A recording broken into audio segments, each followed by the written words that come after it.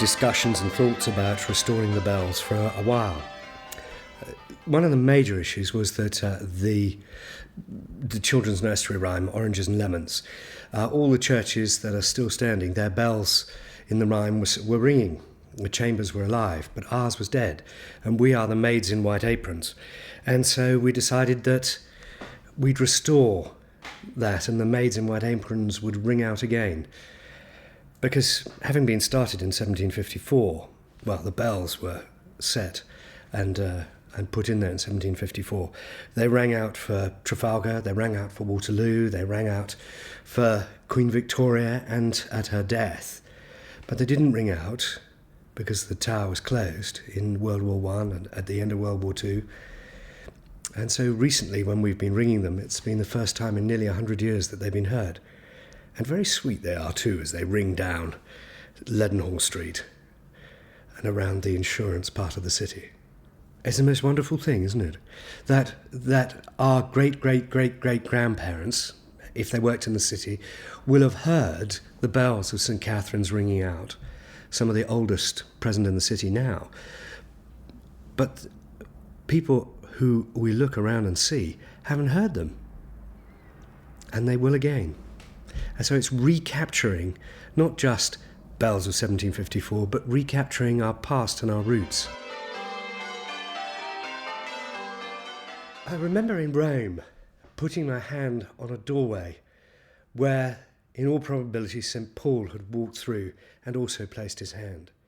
And it was a similar experience, hearing something, an echo of history, a voice, clear across 100 years of silence. And it's very thrilling, suddenly, to hear something that everybody living had missed.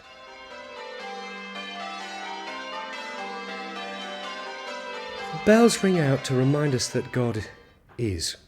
Bells ring out to remind us that we need to worship and to pray, and that God can be trusted if we turn to him.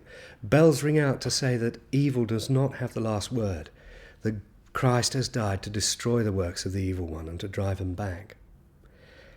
And bells ring out to encourage us to look up.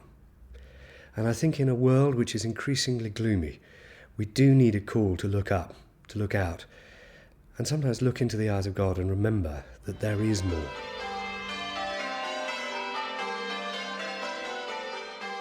We are hoping that this will be a moment when people are called to a renewed St Katharine Cree, and that it is a call to prayer and a call down the ages for people to return to a church which is in the heart of the city, a church which has been serving the people of the Square Mile since 1631, when it was built and consecrated by Archbishop Laud.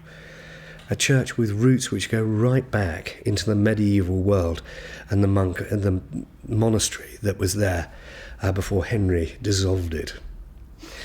We hope that it will ring, the bells will ring out and call people to a sanctuary in the city, a place where they can stop and be still, a place where they can meet friends, a place where they can hear beautiful music, a place where there is worship which meets them where they are and they're able to unburden themselves and also receive strength from God, a place which carries the history and the wonder of a city. It's not just glass and steel and today's dollar sign and pound.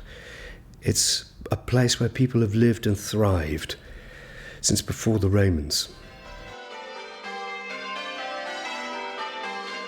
St Katharine plays host to St James Martoma Church, which is a wonderful group of Indian Christians who have been with us over a number of years, and their church has thrived.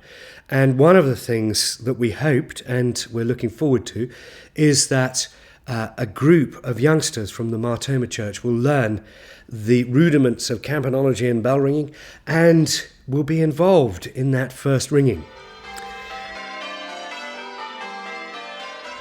I thought that when they rang them, it would just be, ordinary. I've heard bells. But actually hearing them ringing down the streets of the city for the first time in 100 years was spine-tingling. And they have an extraordinarily clear, bright, lively, sound to them. And it does feel a little bit like the maids in white aprons are sort of kicking their heels on the sound waves. It's rather wonderful. When we ring the bells, we remember that the tune is universal.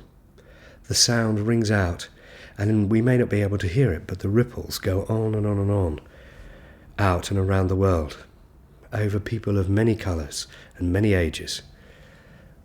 Each one God loves and Christ died for.